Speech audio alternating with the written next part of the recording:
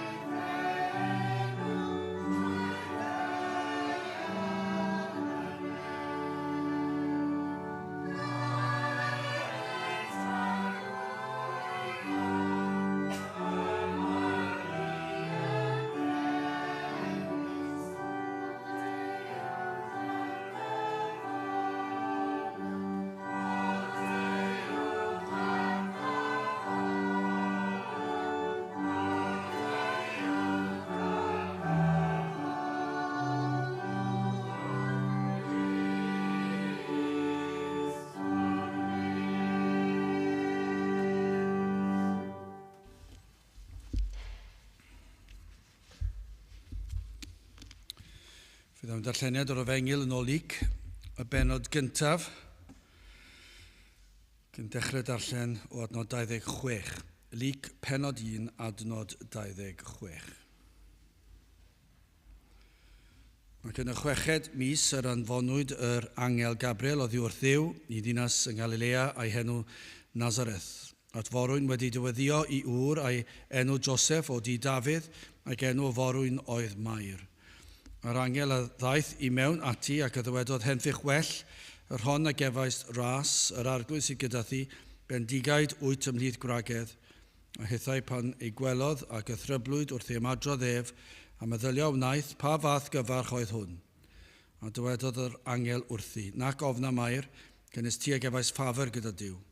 Gwele ti ag ei fechiogi yn dy groth ac esgori ar fab ac elwi enw ef Iesu. Hwn fydd mawr ac elwyr yn fab y goruchaf ac iddo rhydd yr arglwydd ddiw o'r seddfau dad y Dafydd. Ac efe adeir nasa'r di Jacob yn dragywydd ac ar ei frenhiniaeth ni byd diwedd. A mae'r addywedodd wrth yr angel, pa fodd y bydd hyn, gan nad adwain i ŵr. Yr angel atebodd ac addywedodd wrthi. Yr ysbryd glân a ddaw arna ti a nerth y goruchaf ath gysgoda di, am hynny hefyd y peth sanctaidd a aner ohono ti a elwyr yn fab diw. Gwele Elizabeth y Gares y mae hithau wedi beichiogi ar fab yn ei henaint, a hwn yw'r 6 mis iddi hi, ar hon a elwyd yn amhlantadwy. Cynnes gyda Duw ni byd dim yn amhosibl. A dywedodd mae'r wele wasanaethyddes yr arglwydd, bydded i mi yn ôl dy air di, yr angel aeth ymaith oddi wrthi hi. Bydde bendith Duw ar ei air sanctaidd Dduw. Cydewch chi nawr droi at ein harglwydd mewn gweddi. Diolch yn i ti o Dduw unwaith eto am y fraint o cael dod ger dy fron a cyn bod yn gallu dod nid trwy pwy i ni neu beth i ni wedi wneud, ond yn dod trwy heiddiannau yr arglwydd Iesu Grist yn unig, trwy ei fywyd, ei farwolaeth a'i atgyfodiad. Ac o Dduw i ni yn diolch i ti am y ffordd yr agorwyd, pan daeth yr arglwydd Iesu Grist i'r byd yma, pan gafodd ei eni yn fabam. Ac yna o Dduw, yr enedigeth wirthiol yn arwain at fywyd gwbl perffaith. Bywyd heb unrhyw beth o'i le, heb unrhyw air croes, heb unrhyw bechod. Ac yna yn ei weinidogaeth gwirthiol, yn ei athrawiaeth o Dduw, oedd yn pwyntio at fywyd tragwyddol, ac hynny trwyddo fe. O Dduw, i ni yn diolch i ti am y newyddion da, yn diolch i ti am y cyfnod yma sydd yn peri, ac o Dduw yn atgoffa'r byd yma i ni'n byw yn ddi, i feddwl am yr un a ddaeth o'r nefoedd i'r ddeiar. Ac eto o Dduw, i ni yn tristau wrth i ni feddwl bod y mwyafrif hyd yn oed wrth glywed yr hanes, wrth cael ei atgoffa am yr enedigeth gwirthiol. Na fydd y mwyafrif llethol o bobl yn credu fod yr arglwydd Iesu Grist wedi dod o'r nefoedd. Bydd na lawer ddim hyd yn oed yn credu fod e wedi bod na fath gymeriad hanesyddol.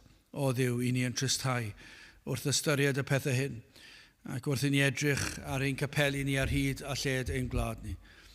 I ni'n gallu gweld prawf o hyn, prawf o'r difaterwch. O Dduw, y mwyafrif llethol heb unrhyw ddiddordeb yn dy bethau di, yn dy air di. Iddynt efallai canu ambell i garol fan hyn fan draw, heb ystyried y geiriau unwaith, heb ystyried mawredd y geiriau. O Dduw, i ni yn gweddio, y byd newid ar fyd yn dod, y byddi di yn dod ac yn gweithio yn rymus unwaith eto, yn y wlad y fach hon, ac yna o Dduw mewn gwledydd eraill hefyd. Ond o Dduw, i ni yn cyflwyno'n gwlad yma i ti, i ni yn cyflwyno'r oedfa hon i ti, i ni'n cyflwyno'r Cymru Cymraeg yn ein dinas, i ni'n cyflwyno yr holl ddinas, i ni'n cyflwyno'r holl wlad. Ond o Dduw, pan i ni'n meddwl am ein hanes ni, ac yn meddwl am yr miloedd ar filoedd o bobl oedd yn canu y geiriau hyfryd yma, ac yn darllen dy air di, ac yn plygu lawr i dy addoli di, ac eto y mwyafrif wedi hen droi cefn. I ni yn gweddio byddi di yn trigarhau ac yn dod lawr i'n plith, gweithio yn rymus yn ein plith. Tywallt y lan ysbryd arnom nawr yn ystod yr oedfa hon, i ni'n cyflwyno yr oedfa hen yma yn hwyr, i ni'n gweddio y bydd na rai yn gwrando. O Dduw, wrth i ni feddwl am yr hyd yn oed y gwasanaethau hynny fydd ymlaen ar y teledu, hyd yn oed y rhai crefyddol, ac eto dim efengil mewn llawer os nad y mwyafrif. Ac o Dduw, i ni yn gweddio y byddi di yn peri, fydd na rai yn ymuno ar y we, ac yn gwrando ar dair di, yn canu dy glodydd, ac y bydd na rhyw ffrwyth yn dod, ac mae ti fydd yn cael y mawl a'r clod. Felly o Dduw, diogela ni nawr, cadw ar un drwg i ffwrdd, helpa ni yn ein addoliad, gad i ni deimlo dy bresenoldeb yma gyda ni. I ni felly'n gofyn hyn oll trwy enw ac heiddiant ein harglwydd Iesu Grist. Amen.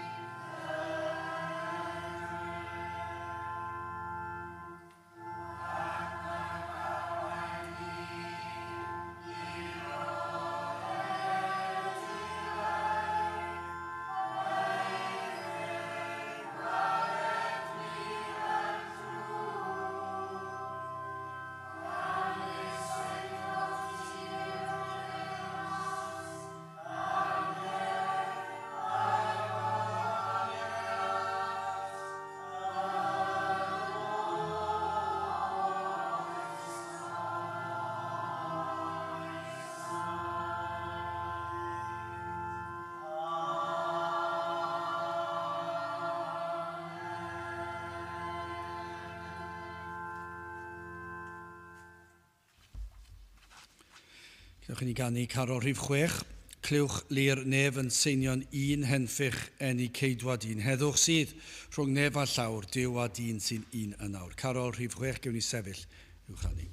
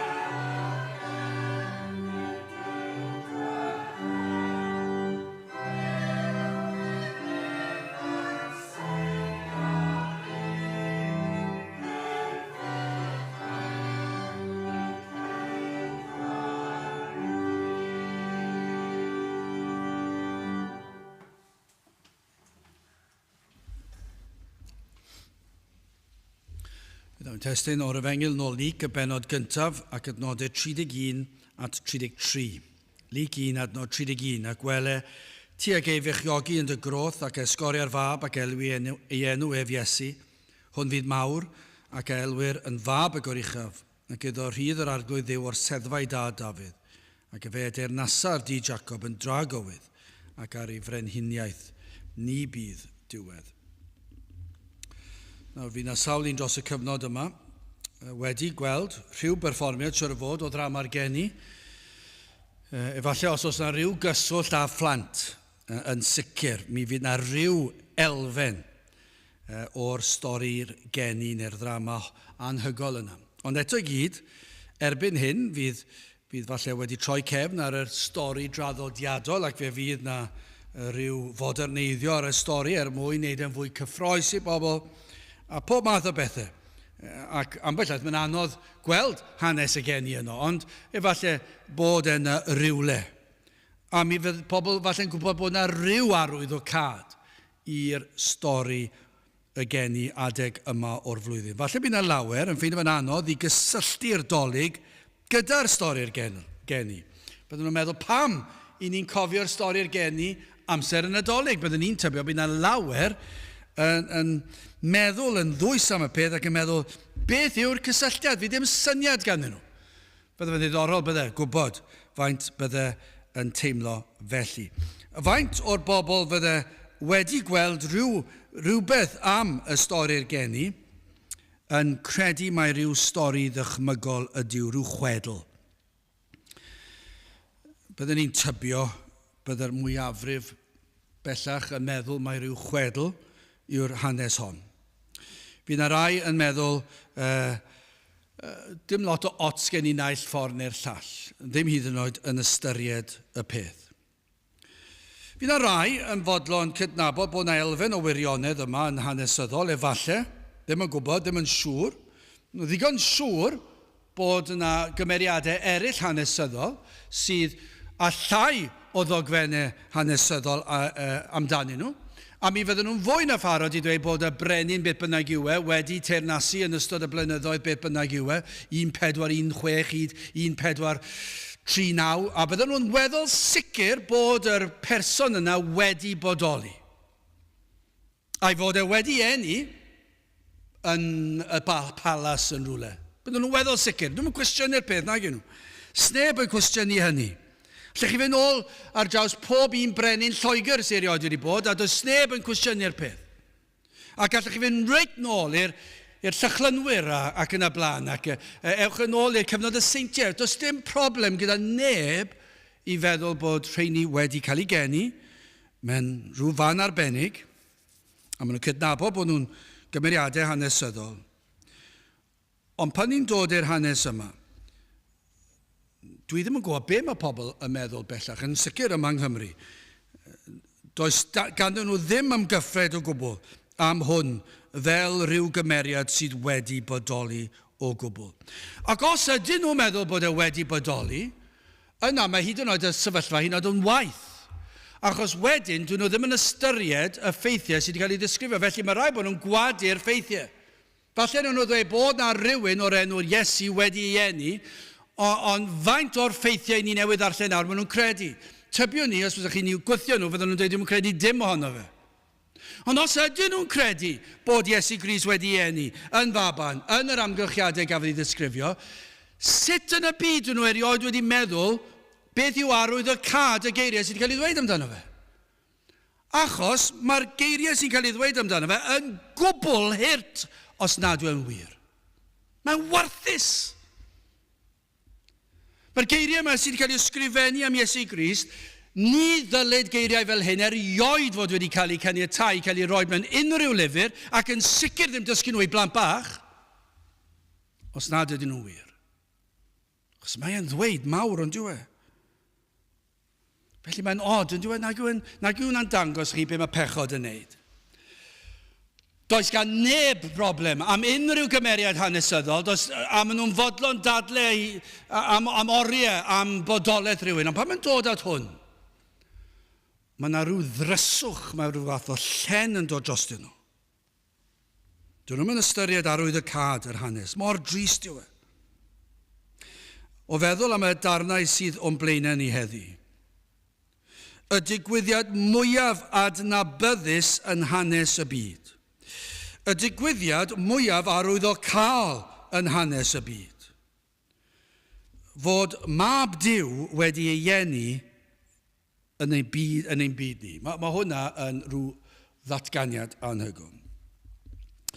A fod mab Duw wedi gadael ei gartref yn y nefoedd ac wedi dod lawr a cael ei eni I Mair mewn ffordd gwirthiol ac gafodd ei eni yn faban. Ac fydd o ddod yn ôl y Beibl yn bwrpasol I wneud un tasg, I achub dyn. A oes yna unrhyw beth mwy, unrhyw beth sydd yn bwysicach na hyn, yn holl hanes y byd, Na, does dim byd nagos. Does dim byd fwy pwysig, does dim byd mwy arwyddocaol, does dim byd mwy ysgytwol, does dim datganiad mwy anhygol na hyn. Nawr, i chi, yn yr oes i ni'n byw yn ni, mae yna lyfrau a mae yna ffilmiau yn does dychmygol, pob math o bethau. Dyna hanner y broblem ni'n gweld yn yr oes yma, i chi'n cael rhyw gymeriad sydd gyda rhyw ddoniau goriwch naturiol, gallu hedfan ar draws yr toiau i gyd, a rhyw we yn dod o'i dwylo nhw, ac maen nhw'n meddwl, waw, maen nhw wedi dod o rhyw blaned arall, a mae pawb yn dwlu ar y straeon yn gwybod mae dychmygol yw nhw gyd, mae'r holl beth, ond maen nhw'n meddwl bod y stori yma ar lefel yna. Bod na ryw awdur wedi meddwl am y stori yma. Dyna sut mae'r byd yn meddwl. Eto i gyd, mae gyda chi llyfryn sydd wedi cael ei ysgrifennu dros gannoedd ar gannoedd ar gannoedd ar gannoedd o flynyddoedd, gan awduron gwahanol, mewn ardaloedd gwahanol, a pob un o'n nhw yn proffwydo am ddigwyddiad oedd yn mynd i ddigwydd ar adeg a ddigwyddodd e, fel y diweddwyd. I ni'n byw mewn rhyw oes tryfedd yn dydyn ni. Does dim byd fwy pwysig na hyn, ond mae yna rhyw oes lle maen nhw'n cwestiynu popeth ac wedi mynd i'r byd dychmygol ac maen nhw'n ddirmygus o'r ffaith yma sydd o'n blaen ni. Mae yr unig arwyddocad yw'r peth yw i blant ysgol i actio'r darn ar ddiwedd tymor yn y dolig. A fydd mwyafrif o'r rheini wedi dod â rhyw llong ofod mewn i'w stori.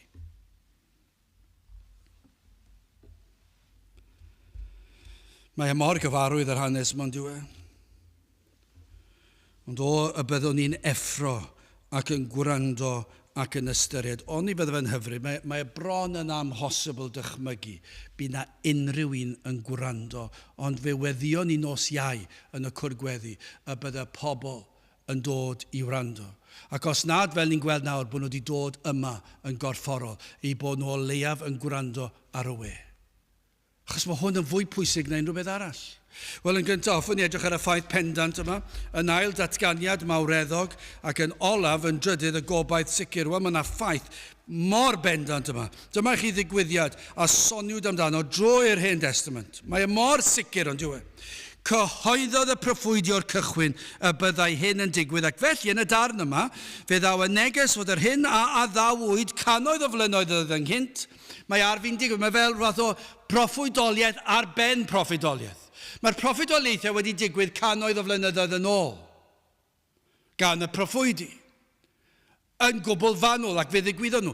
Ond mae'r digwyddiad ar fi'n digwydd yn hanes y byd 2000 o flynyddoedd yn ôl, yn hanes y byd, i ni nawr yn sôn am proffwydoliaeth arall sydd yn ategu'r hyn gafodd i ddweud cannoedd o flynyddoedd yn ôl, ond yn dweud mae e'n mynd i ddigwydd nawr, o fewn munudau, i ni ar fi'n gweld cyflawniad. Felly mae hwnna'n proffwydoliaeth, achos mae hwnna hefyd yn rhyw ddatganiad o'r hyn sydd yn mynd i ddigwydd yn y dyfodol.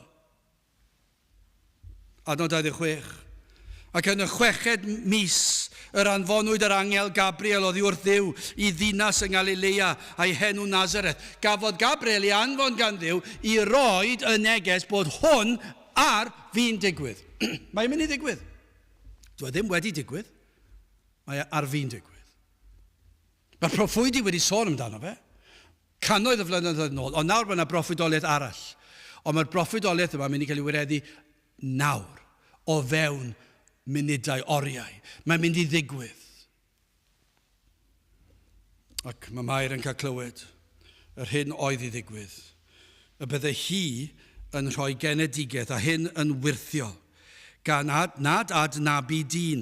Doedd hi ddim wedi adnabod ei dyweddi Joseph. Doedd dim modd iddi cael baban.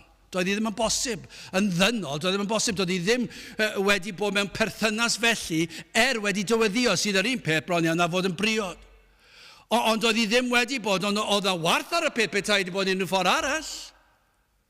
Ond mae hwn yn dangos i chi'r wirth. A nod 30, a dywedodd yr angel wrthi, na mae hwn eitha sioc, ond mae'n eitha sioc i Mair.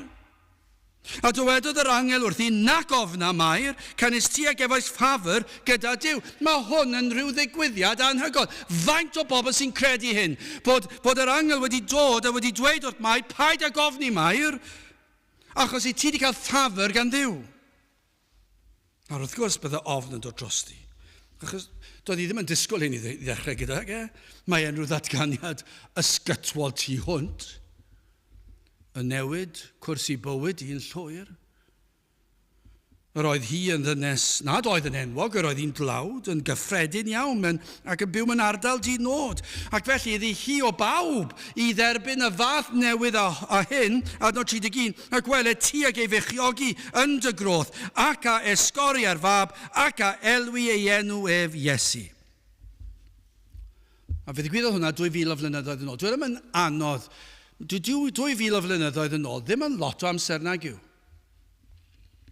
Pan ni'n meddwl bod ni'n nabod pobl sydd wedi cael ei geni 100 o flynyddoedd yn ôl.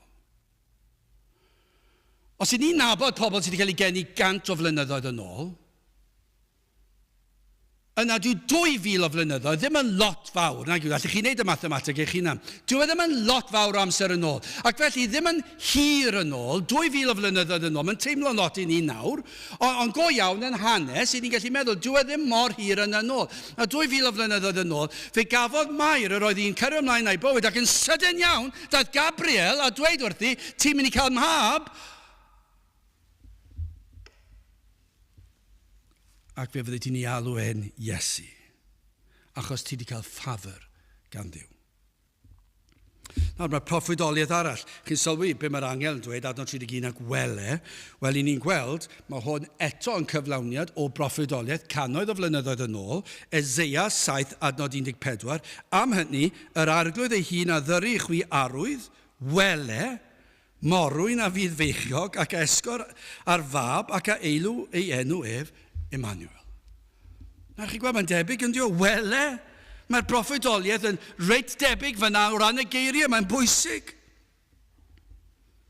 Defnyddiodd Gabriel y gair wele fel defnyddiodd Eseia wrth gyflwyno'r datganiad trefeddol yma, cyflwyniad o'r ffaith y bydd gwyrth yn digwydd. Wele, edrychwch, gwrandewch, ystyriwch. Mae yna rhywbeth mawr ar fi'n digwydd. Y ffaith y bydd mab Duw yn dod i fyd fel hon yw enni mewn ffordd mor ostyngedig. Mae hwn yn rhywbeth anferthol. Mae Paul yn dweud 2 Corinthiaid 8 adnod 9, cynnes chwi a dweinoch ras ein harglwydd Iesu Grist iddo ef, ac yn tain gyfoethog, fyned erich mwyn chwi yn dlawd, fel y cyfoethogyd chwi, trwy ei dlodi ef. Dyna chi pa mor fawr. Dyna chi pam bod y datganiad gan Gabriel i Mair mor anferthol. Y bydd Iesu Grist ac yntau yr oedd e'n gyfoethog, ond fe ddath ei'r byd yma i fod yn dlawd. Pam? Fel y byddwn ni'n cael bod yn gyfoethog trwy ei dlodi ef. Dyna'r efengil i chi yn ei hun, mae hwnna'n fater arall. Mae hwnna'n destun arall. Ond am ddatganiad gafodd Mair gan Gabriel, mae hwn yn anferthol. Nid stori fach neis yw hon, ond ffaith hanesyddol. Ond faint sydd yn credu fod hanes yma'n yn ffeithiol gywir. Y daeth Iesu Grist i'r byd yn wirthiol. Na lygrwyd e. Pam dath yn wirthiol? Mae hwnna'n bwnc arall yn diwedd. Pam gafodd Iesu Grist ei eni yn y ffordd yma? Pam bod wedi cael ei eni yn wirthiol i'r forwyn fair? Pam oedd hi'n forwyn? Pam oedd hi ddim wedi nabod dyn?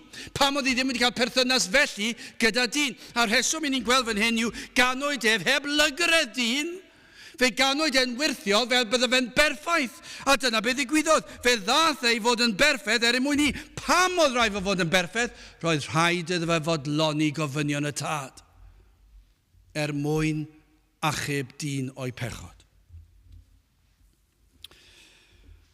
Mae'r manylion yma hefyd rhoddwyd yr enw i Mair ac a elwi ei enw ef Iesu. Mae Matthew yn rhoi mwy i ni, yn rhoi'r ystyr y peth, a hi a esgor ar fab a thi a elwi ei enw ef Iesu o blegyd y fe a wared ei bobl oddi wrth ei pechodau. Dyna i chi fanyldeb, dyna i chi'r holl bethau pwysig yma sy'n cael ei ddweud.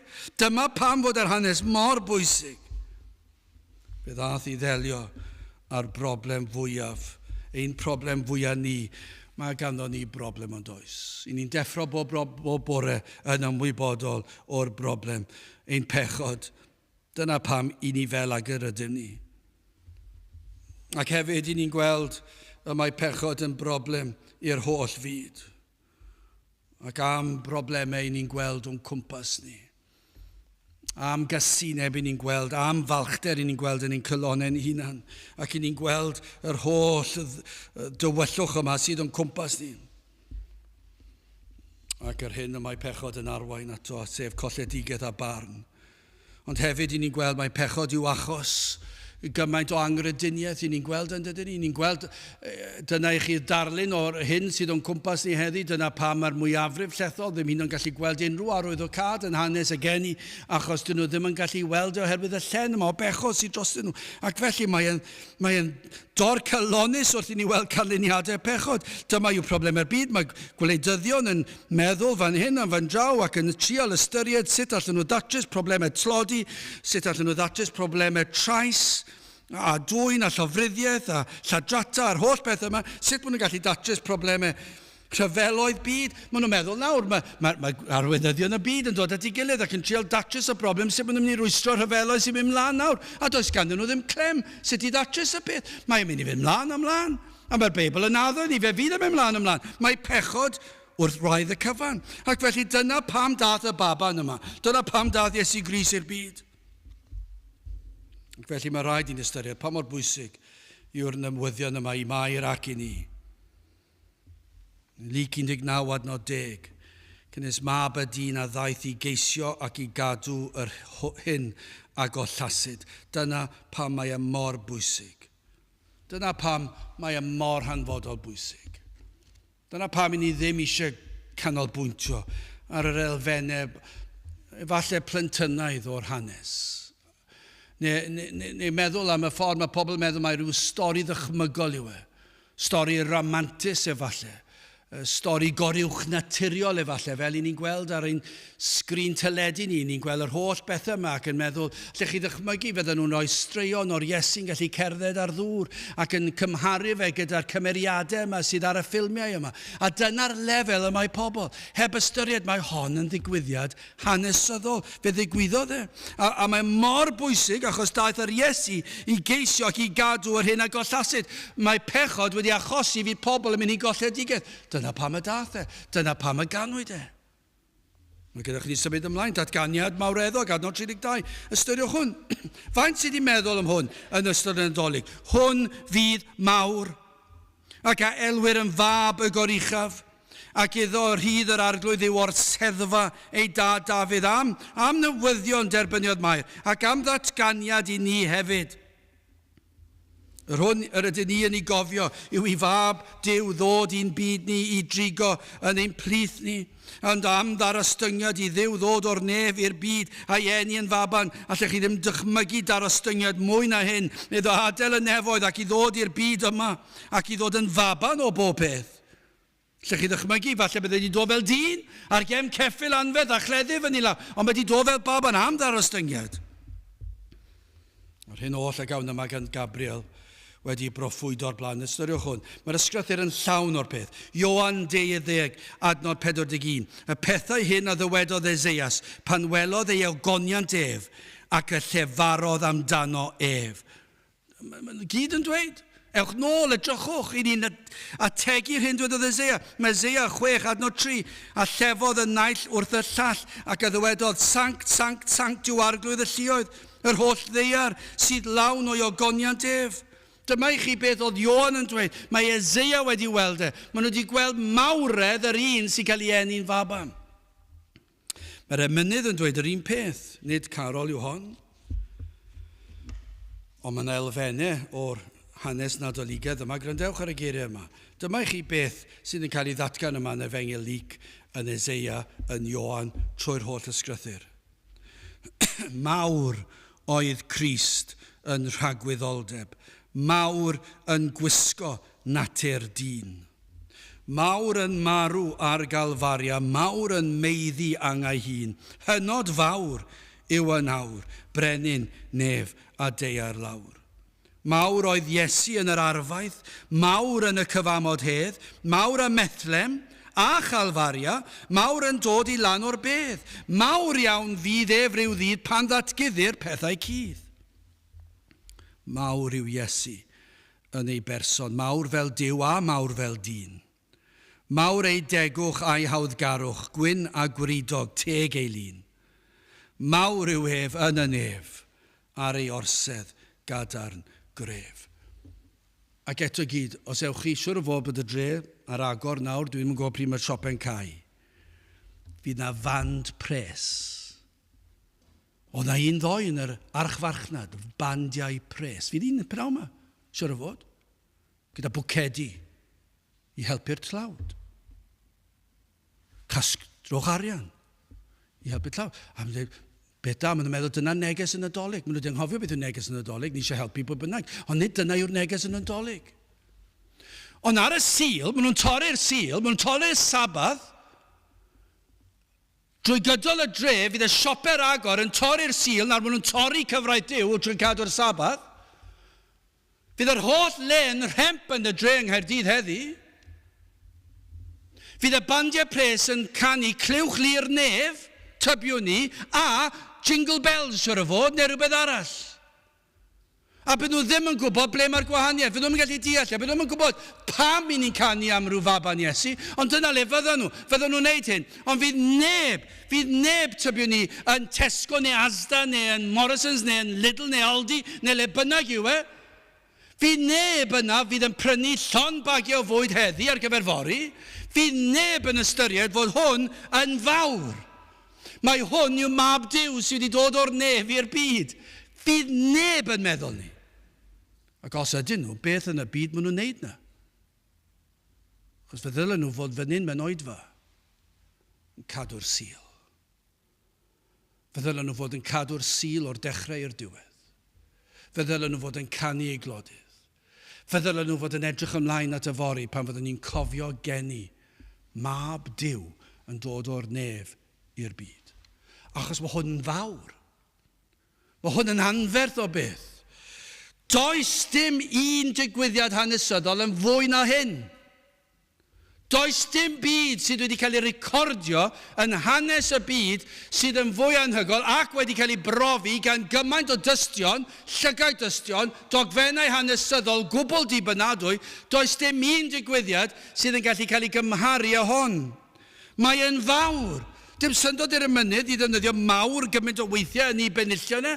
Mawr yw hwn.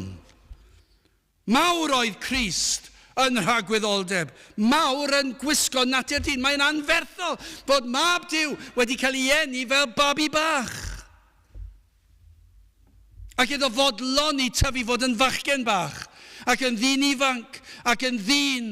Ac yna yn ei weinidogaeth. Dyma dywed Gabriel, dyma dywed Luc, dyma dywed Eseia. 9:6. Canes bachgen a aned i ni. Dyma beth sydd cael ei ddweud cannoedd o flynyddoedd cyn genir Iesu. Bachgen a aned i ni. Mab a roddwyd i ni. Sawl côr sydd wedi canu'r geiriau yma yn ystod y mis diwetha. Ar Radio Cymru, fydd y fersiwn o'r geiriau yma, rhywbeth tebyg, iddo wedi cael ei canu mewn sawl achlysur. Fydd ar y radio, fydd ar y teledu, canu'r geiriau yma. Ond be ni eisiau gofyn yw, beth yn y byd ych chi'n meddwl o'r geiriau?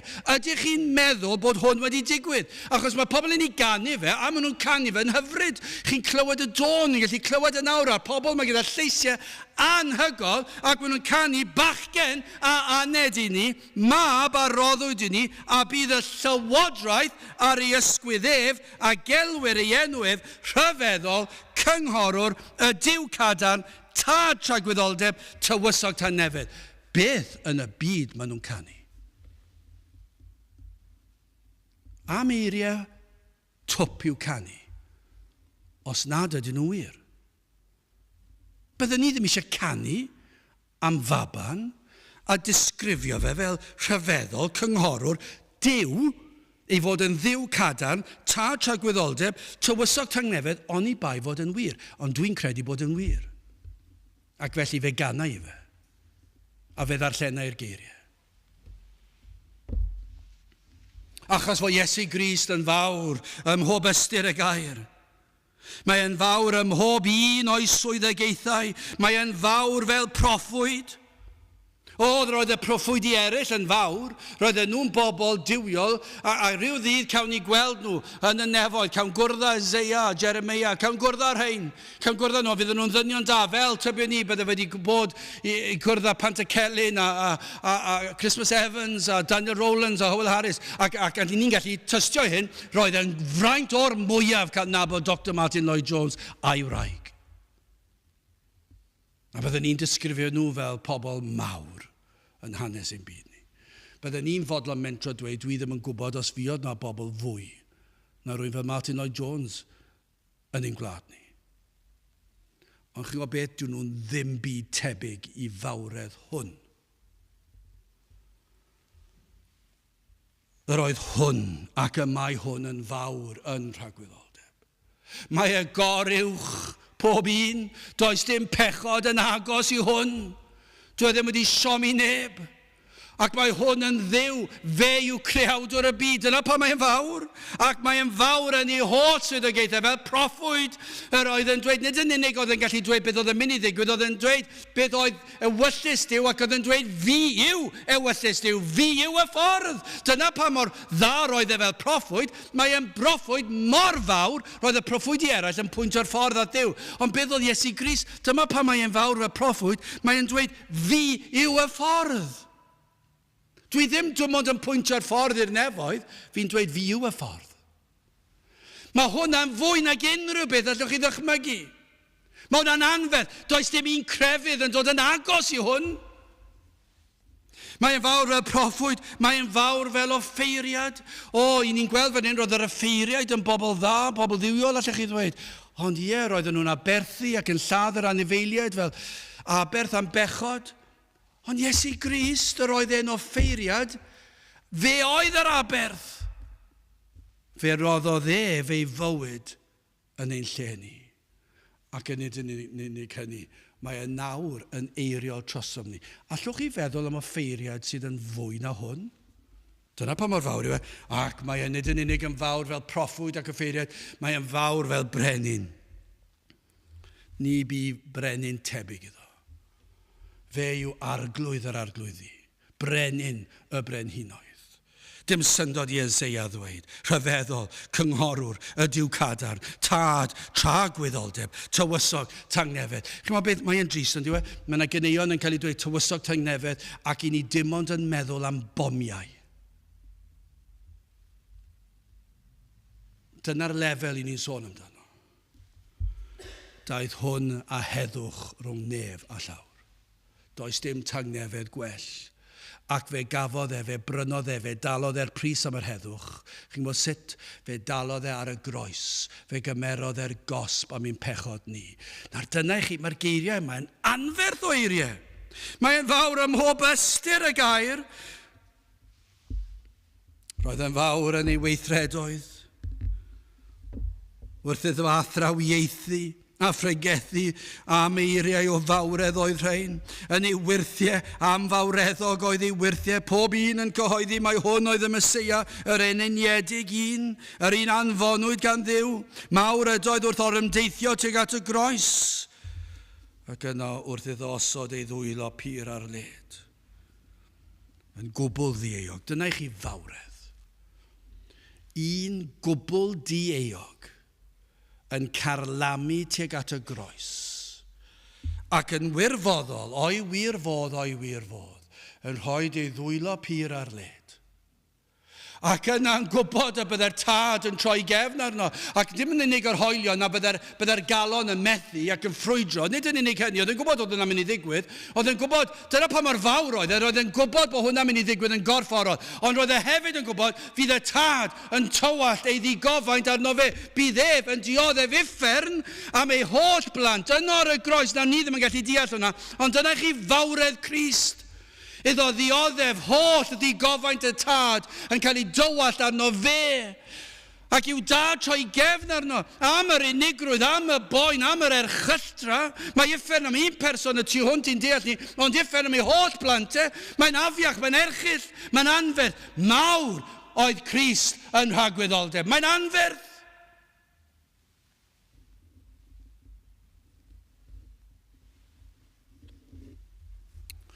Talodd Crist pob rhan o'n dyled ni. Mawr fel cymodwr, fe ddath â ni at Dduw. Mae e'n gwneud yn bosib i ni cael cymdeithas â Duw. Mawr ydoedd fel gwaredwr yn gwneud y cyfan yma i ni'n gweld ni. Mawr oedd e'n byw ei fywyd yn bodloni gofyn yn y tad. Hwn yn ôl y gair yma, os i ni'n credu fe, mab y goruchaf. Ni anwyd Crist i Dduw y tad. Ni fabwysiadwyd Crist. Ni osodwyd yno fel rhyw dasg iddo. Na. Yr oedd yn bod erioed ers tragwyddoldeb. Mae Crist wedi bod yna ers tragwyddoldeb. Mab y goruchaf. Tad tragwyddoldeb tywysog tangnefedd. Mae'n gyfartal ar tad. Hwn Fydd Mawr, ac elwyr yn fab y goruchaf, ac iddo yr hyd yr arglwydd ddiw o'r seddfau da Dafydd, am o'r seddfad oedd. Gorsedd ysbrydol. Dyma chi'n cael yr efengil fan hyn to. Gorsedd ysbrydol ydoedd teyrnasa Crist yng nghalonnau ei bobl, y saint y Cristnogion. Dyma'r un dywed y salmydd ei hun amdano. Mae'r salmydd yn sôn amdano. Salm 110 adnod 1 a 2. Dywedodd yr arglwydd wrth fy arglwydd, eistedd ar fy nehelaw, hyd o'n ysodwyd y lynion yn fainc i'th draed, gwialen dy nerth a enfyn yr arglwydd o Seion, llywodraetha di yng nghanol dy lynion. Mae e'n fawr. Mae e'n mor fawr, does dim byd fwy pwysig. Chi sydd heb roi lle i'r Iesu hyd yma, ystyriwch yr hyn a wnewch. Eich bod yn anwybyddu yr un mwyaf fuodd erioed. Yr un sydd gorywch pawb a phob dim.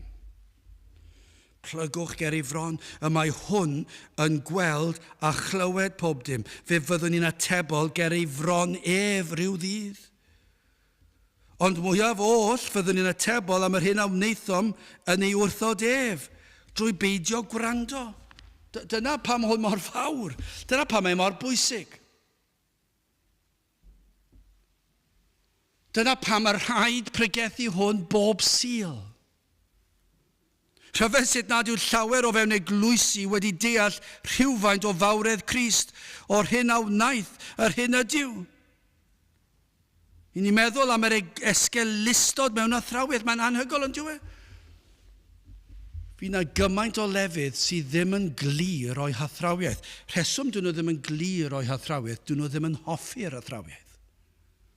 Felly maen nhw'n newid yr athrawiaeth i rhywbeth maen nhw'n hoffi. Rhywbeth maen nhw'n credu bod nhw'n gallu deall. A rhywbeth maen nhw'n credu fel mae gwleidyddion yn wneud, os maen nhw'n gwybod fod y bobl eisiau clywed rhywbeth, neu nhw'n newid yr hyn maen nhw'n mynd i ddweud.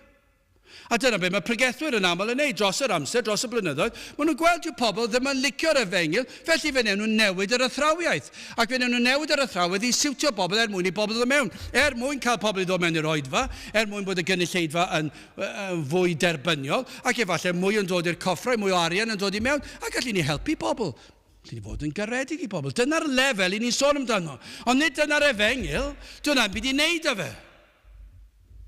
A mae'r efengil yn ymwneud â'r enaid a thragwyddoldeb. Dyna'r neges.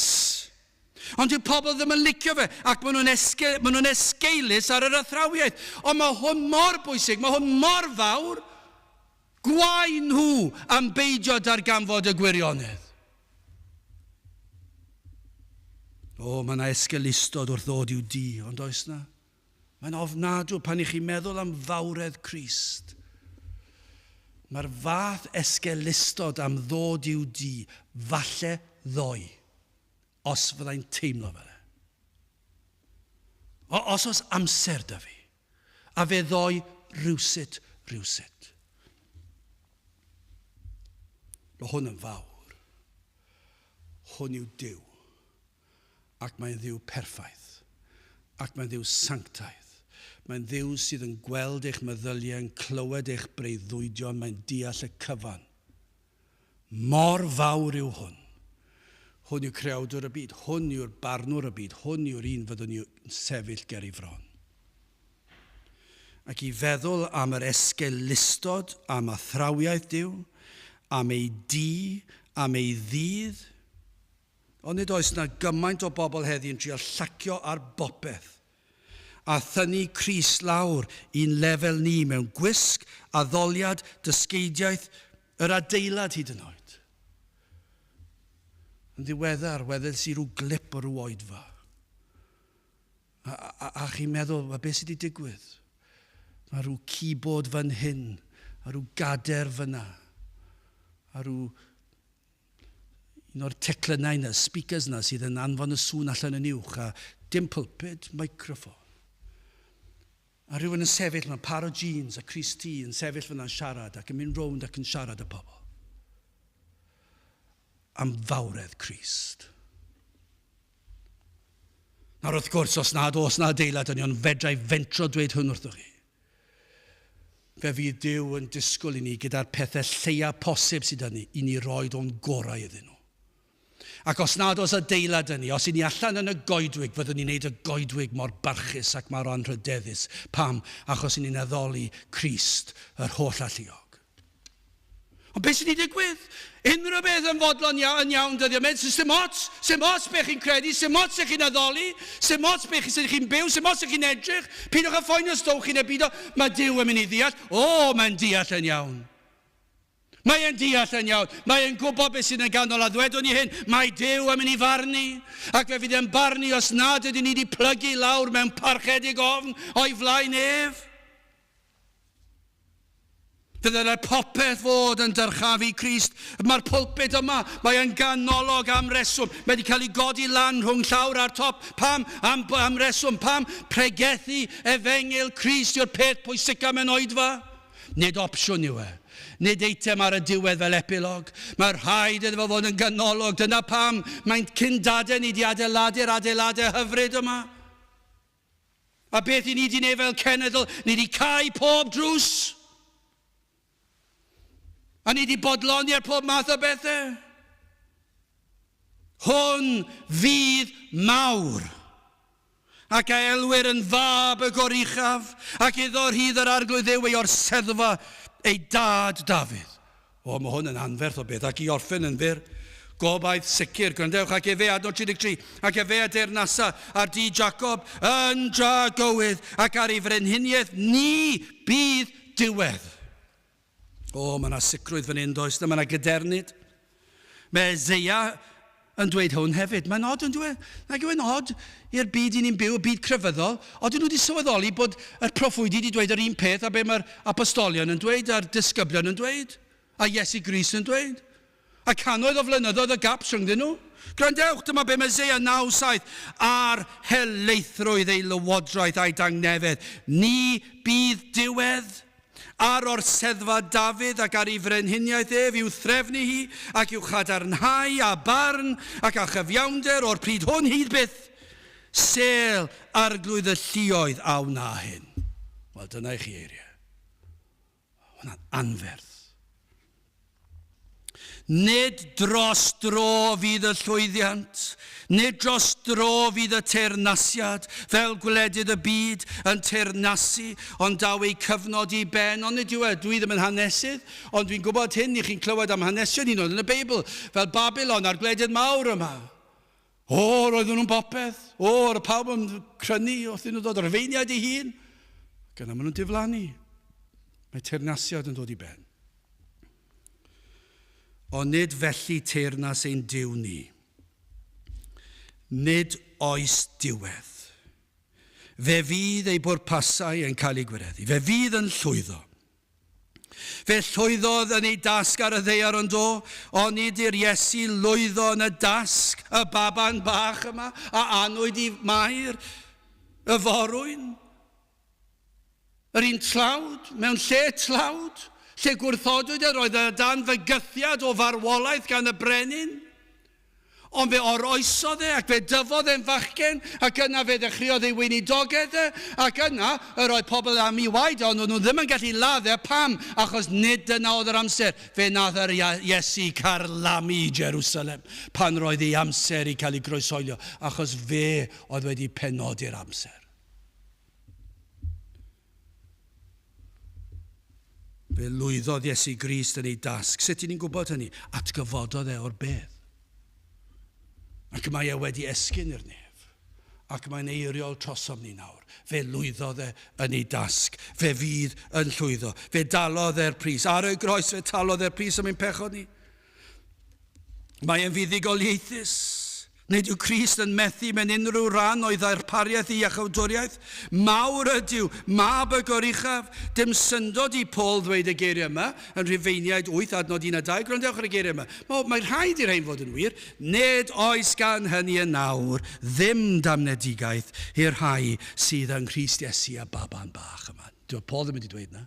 Y baban bach yma. Ond fe ddath y baban bach yma i bwrpas, i achub dyn o'i pechod. Ac i'r sawl sydd yn dod at Grist, ni fydd diwedd ar y teyrnasiad yr arglwydd yma yn eu bywyd nhw. Fydd e'n arglwydd ar eu bywyd nhw. Hyd byth.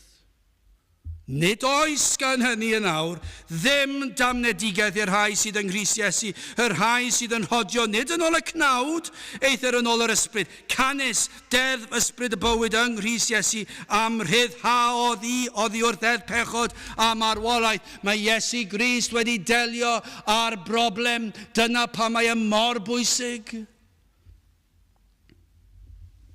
Felly gloi, gai ofyn y cwestiwn, a yw Iesu Grist wedi delio a'ch pechod chi?